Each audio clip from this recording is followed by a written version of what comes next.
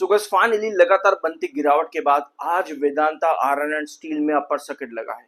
क्या Vedanta iron and steel में लगातार यही गेम चलता रहेगा? अपर सर्किट, लोअर सर्किट, फिर अपर सर्किट, फिर लोअर सर्किट?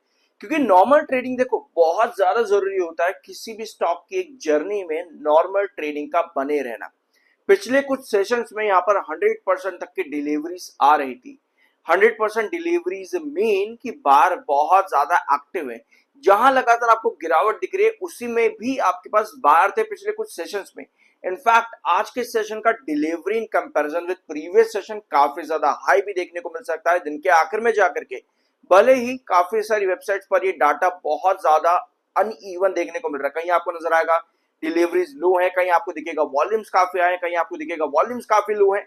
बहुत अननोन डाटा यहाँ पर अब ये अवेलेबल है वॉल्यूम्स एंड डिलीवरीज को लेकर के। लेकिन स्टिल जो भी डाटा अवेलेबल है वो यही इंडिकेट करता है कि डिलीवरीज आपकी 100% यहाँ पर पिछले कुछ सेशन से बन रही थी, जिसकी वजह से आज आपको एक अपर सर्किट दिख रहा है। यहाँ पे शुरुआत करते हैं आज की इस वीडियो की। अगर इंट्रोडक्शन बड़ा लगा हो तो प्लीज माफी चाहूंगा, बट ये सब चीजें बहुत ज्यादा जरूरी होती हैं इन्वेस्टर और ट्रेडर पर्सपेक्टिव से।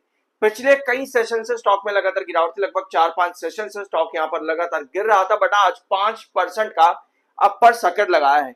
कंपनी ने अभी तक अपनी क्वार्टरली रिजल्ट्स अनाउंस नहीं करे, बट यस कंपनी ने अपने डाटा जरूर बता दिए थे कि हम कितना स्टील मैन्युफैक्चरिंग, प्रोसेसिंग और आयरन और ऑपरेशंस के अंदर बना रहे हैं। इसका डाटा कंपनी ने दिया था, जहां पर कंपनी ने बताया कि वेस्टर्न क्लस्टर लिमिटेड से कंपनी ने total pig iron production 291 KT का कर लिया है, वो भी जून क्वार्टर में, जो कि आपका 8% अप है ईयर ऑन ईयर बेसिस पर। यानी कि पिछले साल जो कंपनी ने कैपेसिटी दी थी 269 KT की, वो कंपनी के इस बार आई है 291 KT पे, जो कि ईयर ऑन ईयर बेसिस पर 8% का इंक्रीज है एंड 5% आपका इंप्रूवमेंट है क्वार्टर ऑन क्वार्टर बेसिस पर।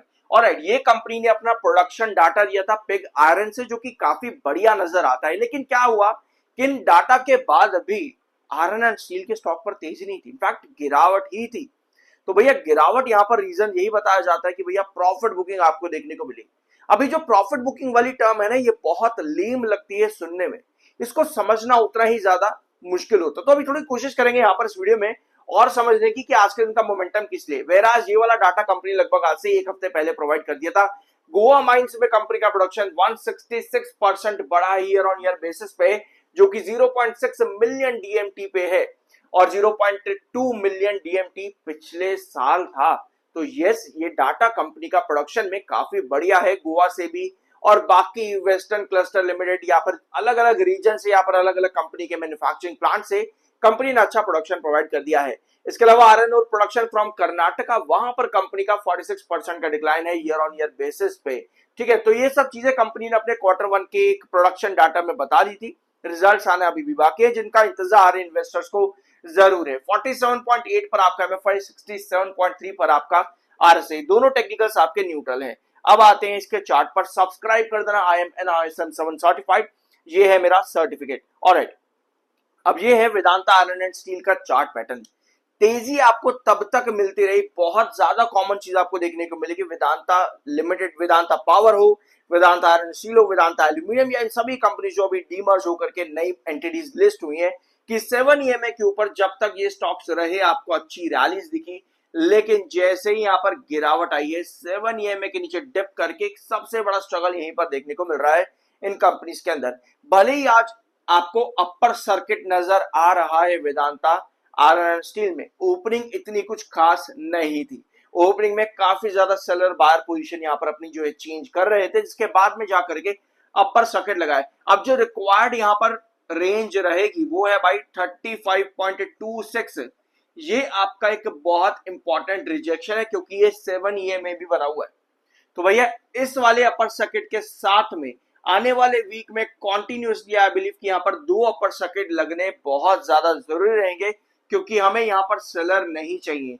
क्योंकि अगर कोई भी सेलर आपके 7 EMA के नीचे वापस आपको डिप करता है, दैट मींस कि कहीं ना कहीं अभी भी स्ट्रगल बनने वाला है। ऑल दो एक्सपेक्टेशन देखो यार बहुत ज्यादा हाई है वेदांता आयरन स्टील से, कि दिवाली तक इतना होगा, 2026 के आखिर में इतना होगा। ये आपने सुनी भी होंगी, पिछले वीडियोस के कई सारे कमेंट्स में भी थे कि होल्ड करके रखो, इतना पॉसिबिलिटी है, इतना होगा, उतना होगा।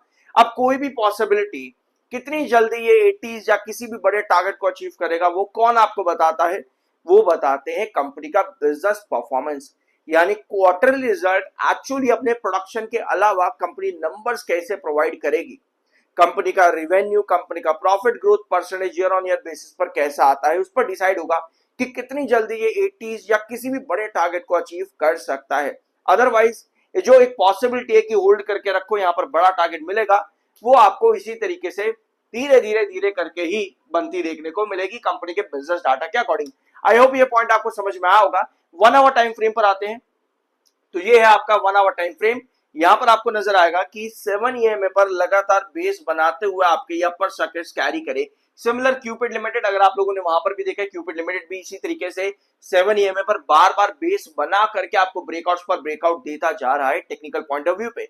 तो यहां पर भी यही चीज हो रही थी आपके वेदांता नारायण स्टील में, पर जब से 7 EMA आपका 1 आवर टाइम फ्रेम पर नीचे गया है, तब से लेकर के आज की डेट भी इनफैक्ट जो कि 7 EMA के ऊपर भले ही क्रॉस करके गई है, आप अगर यहाँ पर जूम करोगे तो आपको दिखेगा कि आज 7 EMA के ऊपर आपकी क्रॉसिंग आ चुकी है वेदांता नारायण स्टील के अंदर, बट स्टिल 7 EMA 21 EMA के नीचे है, जो कि कहीं ना कहीं एक अच्छा साइन नजर नहीं आता है। तो अभी जो हमने डिस्कस किया कि डेली टाइम फ्रेम पर 35.26 ये आपका क्रूशियल रिजेक्शन है as per 7 EMA।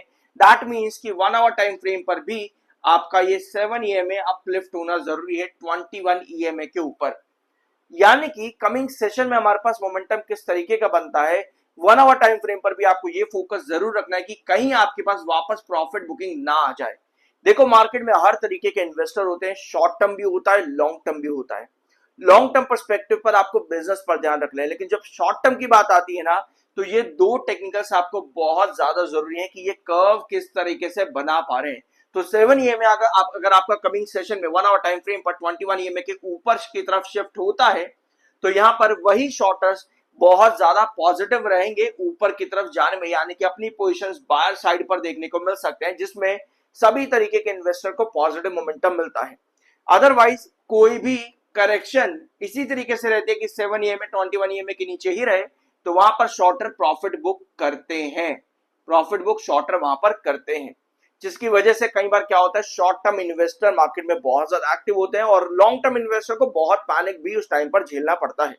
I hope ये पॉइंट आपको यहाँ पर समझ में आया होगा कि मार्केट में हर तरीके का इन्वेस्टर होते हैं, हम किसी एक को निग्लेक्ट यहाँ पर नहीं कर सकते।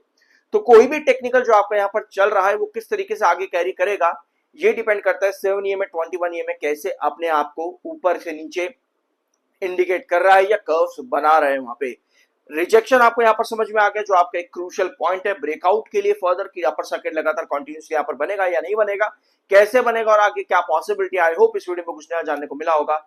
सब्सक्राइब करते जाना, मिलता अगले वीडियो में।